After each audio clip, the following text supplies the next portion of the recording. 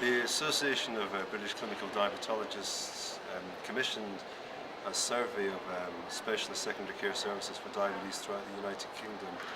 in 2000, and I coordinated this survey. This was an important survey because there was a very good response rate and good representation from throughout the United Kingdom. Essentially, some of the key points were that we found that still in 2000, a third of diabetes specialist services were provided by single-handed consultant physicians. But in addition, about 25% of services had no coordinated or even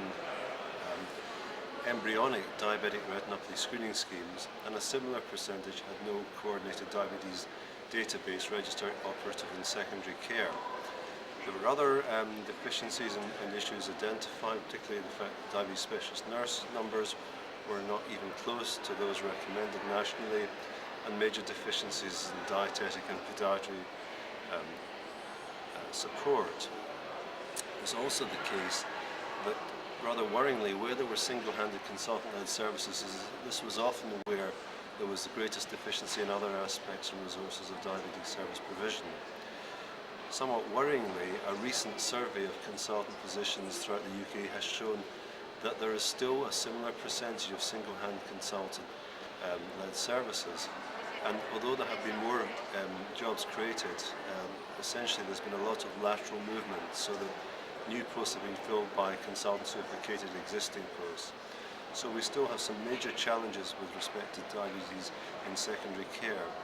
I think there's now an understanding by those involved in the National Service Framework for Diabetes that not to recognise this and to grapple with this is going to make it very difficult to achieve the objective of the National Service Framework. And we fully support the need to improve resources, ideally with some form of ring-fence funding, both for primary and secondary care, to allow those of us who work in secondary care who have additional responsibilities in acute medicine and endocrinology to free up time, particularly to allow us to actually work more effectively with our colleagues in primary care and integrate services.